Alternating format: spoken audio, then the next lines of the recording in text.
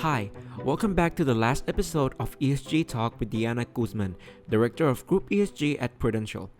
In this episode, Diana shares about the challenges that she has faced and how to overcome them throughout her journey of being a change maker in the world of ESG. I'm your host Jan, and this is how to be a change maker. You have worked in many different countries, you met many people, and of course you encounter many different cultures as well. Have you ever faced any challenge or obstacle along that journey? Every single day. Every single day? So this is one thing, though I say that you can be a change maker every day by doing, simple stuff and bringing people along with you. That's already a change maker. You don't need to change the way the corporation works completely just to be a change maker, right? So I want to leave that very clear. Change maker implies being critical mind, be curious, be willing to improve the world and bring people along with you. But when you do that, you're always going to face people who are going to be skeptical. And you're going to face people that are going to laugh on your face. And again, that's part of the dreamer side, right?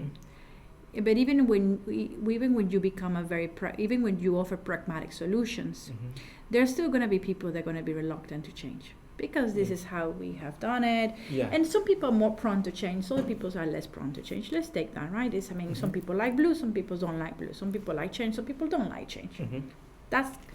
The world is beautiful because it's diverse. Yep. So when I was in my second job, they asked me to be their Southern Europe director, and that means that I was in charge of convincing 300 listed companies to measure their environmental information and report it. The first times that I knock on the doors of these companies, one, they would laugh at my face, or they would close the door. In base case scenario, they would put me through,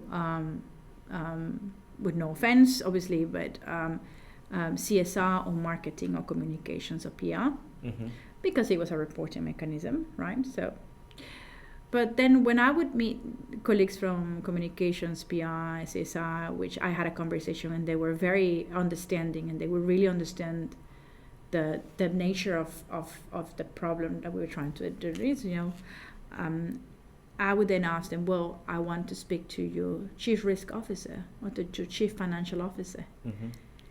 And they would be like, why? Why do you want to speak to the chief? Why do you want to speak to the C-suite?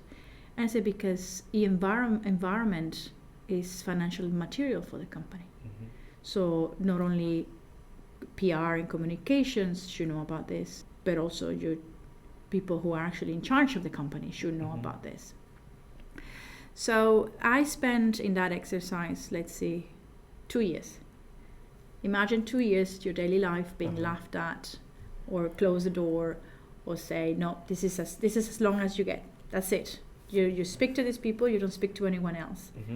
And at the same time, the environment is changing, and these companies, have environmental risks. And so 3 years into the job, 3 years and a half, we managed to convince, actually, my region had one of the largest percentage of disclosures. And actually, they were amongst the highest ranked companies in environmental management. Big challenge that every day counted.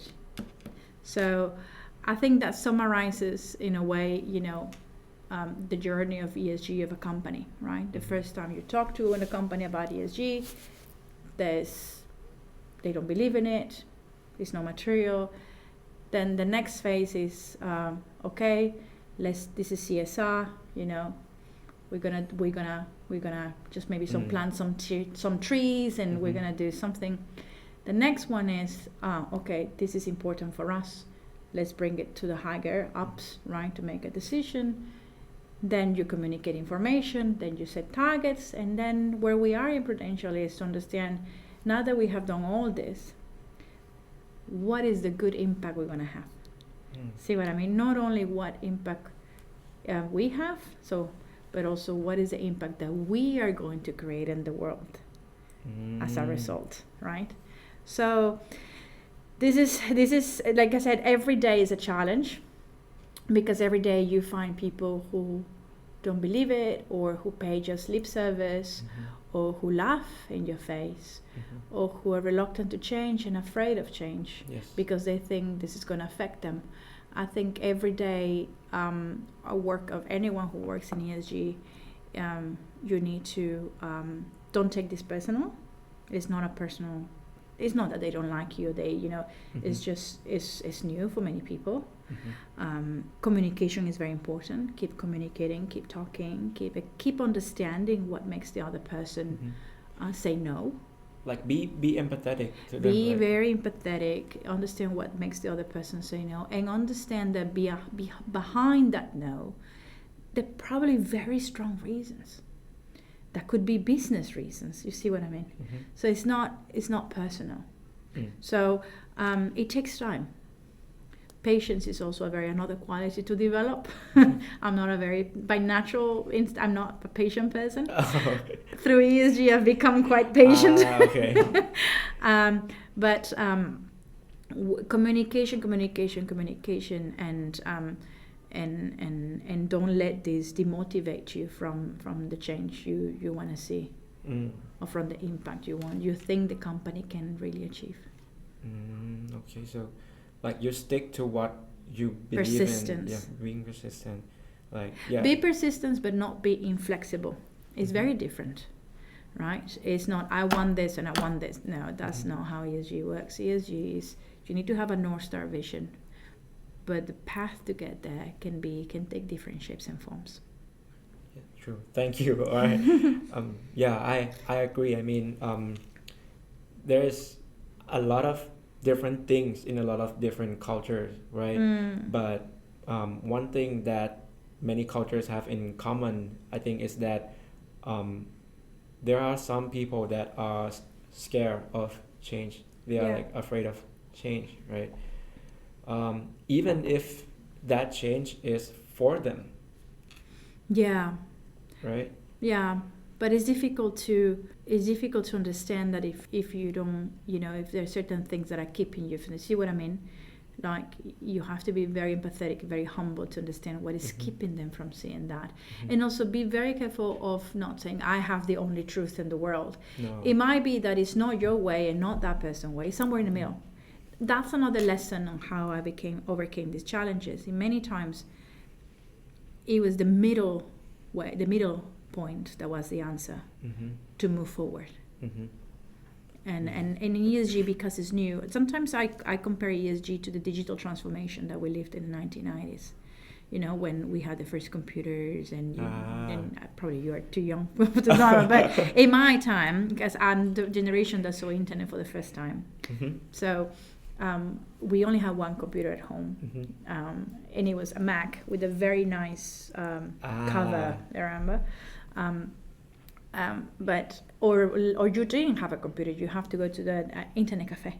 I've never seen that before. Okay, you've never seen that before. We used to have internet cafes, and my parents didn't understand it, right? So, and then my mom now, she doesn't let her mobile away from her more than 2 seconds.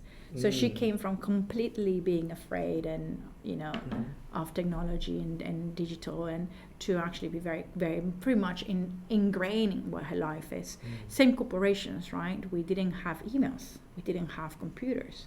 We have typesetters. We were fax. We were faxing stuff. Bing, bing, bing, bing. No. So, and then we had the first computers. Maybe 1 or 2 people have the computer, and you have to go to the computer to look for internet, and then you have to go. So we only have 1 computer per floor, or 2 computers per floor, right? So then digital changed everything we do. The same is going to be ESG.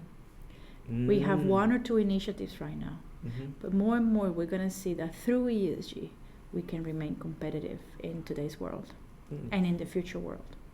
Let me, rewind back to when you were still in China. Did you see that? You mean like ESG gonna become like a big thing? No, I didn't see it. I just thought that that's what I wanted to do for the rest of my life. Yeah. Okay. That's what I wanted to do for the rest of my life. And I wanted to learn more and more and more about how to use finance, how to use business to have more positive impact. Even if in the future maybe not a single person, That never crossed my mind. And I was never afraid of failure. It might be because I was very naive. But I was not afraid of this being not taken seriously. I was not afraid of not having a job. I was not afraid. I said, okay, I'll find something else. But I was never afraid of, this is not going to give me the very big job. All my friends in finance, they're all getting big jobs, big bonuses, buying houses. And I never. That's just not your path, right? Your path is for something else. Probably. And I love, I'm loving corporate world. I really liked life in Prudential. I love the corporate world. I'm very happy that I was given the opportunity to join the corporate world, and I'm learning every day, and I find it fascinating. No,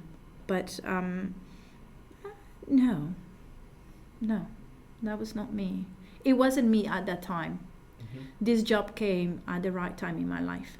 That's something that, I think maybe many people want to be like that, like to stay on their own path. Like, for example, me, I got distracted. Like, honestly, I got distracted a lot by other people's success. Like, sometimes it disturbs what I believe in, and maybe I'm speaking for my fellow Generation Z, like fresh graduated, like many things will change, like your path, like that. That's true. That's realistic. And what I'm saying is, I'm not saying that's wrong. It's natural that you get distracted by other people's success, right? We live in a world where, there's not enough for everyone, right? And we need to compete, and we need to be. So I could say that I had the privilege to be able to continue my journey, right? I had the privilege to get into this path and be able to persist on it. But I've been very blessed, and I consider myself very fortunate to have that. Many people don't have that, and it comes back to the opportunities, right? Are we creating the opportunities for people to actually be able to call their own journey, to design their own journey? See what I mean? That's a very natural human reaction, because you want something that is better for yourself, and that is very, very natural and honorable. And then I guess it's going to be a combination of whatever you choose to do, whether it gives you that bigger purpose, I guess.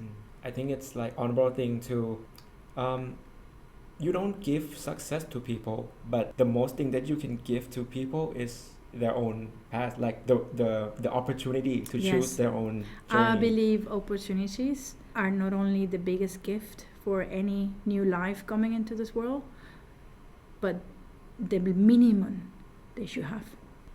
I truly believe that when people try to do something really hard, it's normally just not for themselves. It must be some, at least also for their loved one as well, right? Maybe make their parents proud, or make their child safe, something like that. Yeah, so I think that's very normal.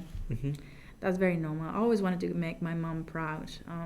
I didn't at the beginning of my career. Like I said, she had a lot of doubts. Maybe she is now. And you still have to prove yourself? Myself, with my mom, every single day. Okay. That's the journey that, She's my biggest critic. Yeah. Okay. Like I said, we have different mindsets. But I know that you're in the right path, and you know. Well, I don't know, but I feel very. If being in the right path means I feel very blessed, I feel very fortunate, and I find meaning in what I do every day. Probably yes. Yeah. Well, on behalf of all the audience and whoever listens to until this point, I just want to say thank you for like every point of view you share and every stories, even if it's very personal, and I truly appreciate that. No worries. My pleasure. Thank you very much for inviting me. I had lots of fun. And I learned something new. How do you say thank you in Thai? ขอบคุณค่ะ ขอบคุณค่ะ Yes. ขอบคุณค่ะ ขอบคุณครับ Okay, so it's an honor to have you. Thank you so much for listening to the ESG talk with Diana Guzman. Guys, changemaker is not just an achievement, but it's also the journey to make the world a better place. I believe that all of you who clicked and watched this video already have what it takes to be the change maker. I hope this series of podcasts gives everyone some understanding of ESG and maybe a little push to become a change maker. Lastly, I just want to say that you guys are amazing listeners.